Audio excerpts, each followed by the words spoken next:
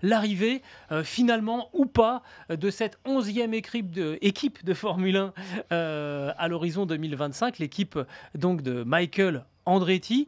Je voudrais déjà resituer un tout petit peu, Stéphane, parce que moi, quand j'ai entendu dire que Andretti pourrait arriver en Formule 1, sachant que le détenteur des droits de la Formule 1 est désormais une société américaine, je me suis dit, bah oui, c'est logique, il y a 3 Grands Prix désormais aux États-Unis, une équipe américaine qui arrive, soutenue en plus par un constructeur américain, General Motors, c'est une voie royale. Voilà, en quelques jours, ça va être réglé. Eh ben non, pas du tout. Difficile de comprendre, hein, quand même pourquoi ça a pris une telle tournure. Et en fait, au fil des mois, depuis l'arrivée de Mohamed Ben Sulayem à la tête de la Fédération internationale de l'automobile, hein, il a pris la suite de Jean Todt à ce poste, et bien les relations se sont un petit peu tendues entre la FIA, donc Mohamed Ben Sulayem, et la FOM, qui gère la Formule 1. Et ben, cette arrivée, ça fait maintenant débat, et ça fait même presque une guerre civile au sein de la Formule 1. Stéphane, pourquoi ça serait une bonne chose? On va dire clairement, ça serait une bonne chose. Nous, on pense que finalement, il y ait une 11e équipe. On rappelle que le règlement dit qu'il pourrait même y en avoir 13 équipes de Formule 1. Pourquoi ça serait bien? Alors, guerre civile, je ne sais pas, mais en tous les cas, il y a des frictions, ça c'est sûr. Et ce que pose cette question de l'entrée ou pas d'Andretti, c'est on a 10 écuries aujourd'hui en Formule 1. Est-ce qu'on s'en tient à ce chiffre? Manifestement, quand on écoute tous les patrons d'équipe, il faut en rester à 10. Et donc, derrière ça, il y a est-ce que la Formule 1 doit devenir une ligue fermée?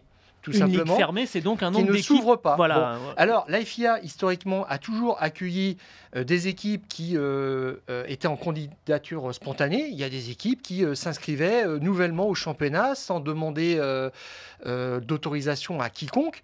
Ils remplissaient simplement les critères, c'est-à-dire une voiture dans le règle, 2 pilotes, basta, etc.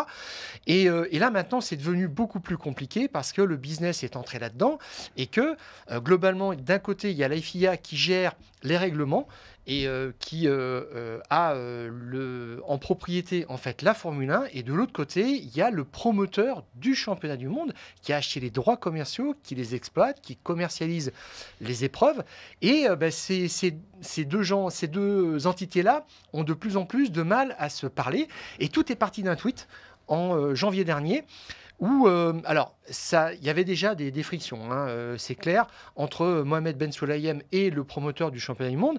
Et il y a une rumeur qui court comme quoi l'Arabie Saoudite voudrait racheter la Formule 1 à hauteur de 20 milliards de dollars.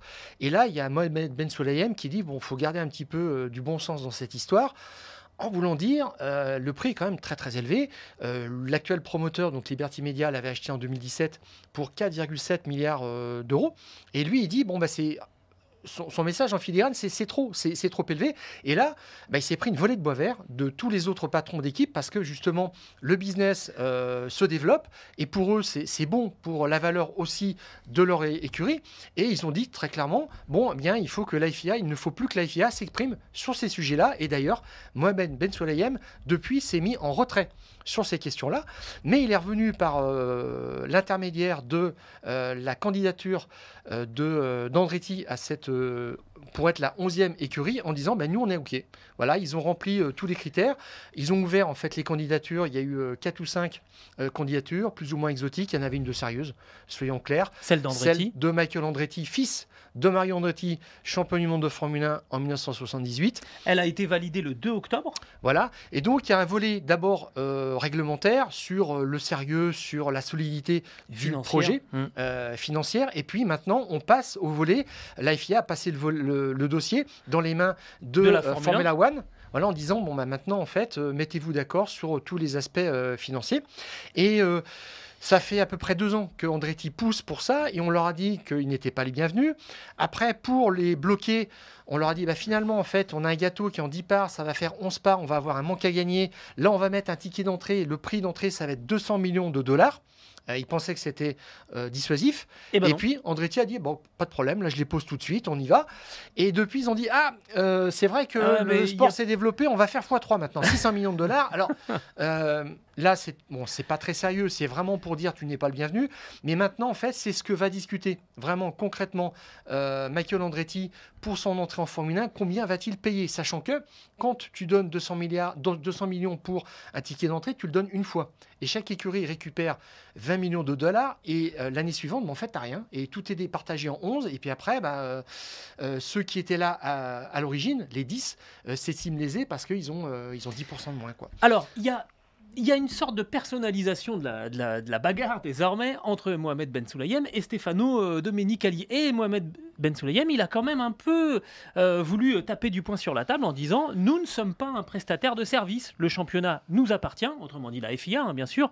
Nous le louons et nous sommes le propriétaire. Il faut respecter ça. » Là, on sent que d'un seul coup, en fait, le ton est un petit peu monté. Je le dis, j'ai presque le sentiment que c'est devenu un bras de fer personnel entre ces deux-là, parce que Stefano Domenicali, il faut essayer de comprendre aussi un petit peu l'intérêt de tout le monde. Stefano Domenicali et donc la Formule 1, eux, ce qu'ils veulent, et on le voit bien, c'est faire de plus en plus de grands prix, parce que plus de grands prix, ça veut dire plus de retransmissions de télé, ça veut dire aussi plus de pays visités, chaque fois ces pays payent, donc le business rentre.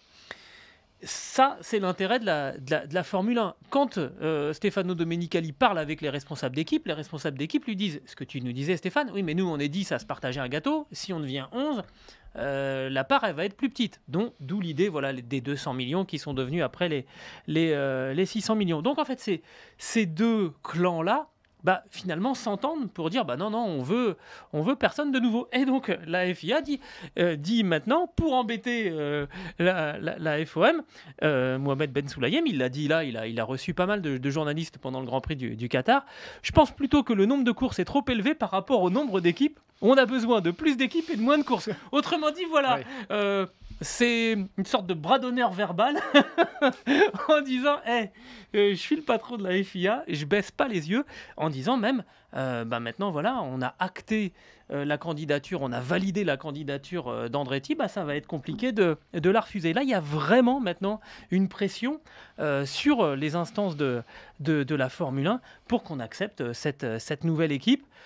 C'est pas fait encore, hein, clairement. Non, mais Andretti, c'est la candidature la plus solide, la plus sérieuse depuis longtemps en Formule 1, qui n'est pas armée par un grand constructeur. Et encore, quoique, ils ont proposé GM dans la corbeille de mariage en début d'année pour General Motors, solidifier cette candidature. Et General Motors, en IndyCar, c'est Chevrolet, en endurance, c'est Cadillac. Andretti est aussi engagé en Formule E, en Extrême E. Bon, donc c'est une organisation absolument tentaculaire. Ce sont des gens extrêmement sérieux qui ont la culture du sport auto. Et moi, je trouve que Andretti, c'est un grand nom. Et déjà, rien que ça parle à tout le monde et ça serait une valeur ajoutée.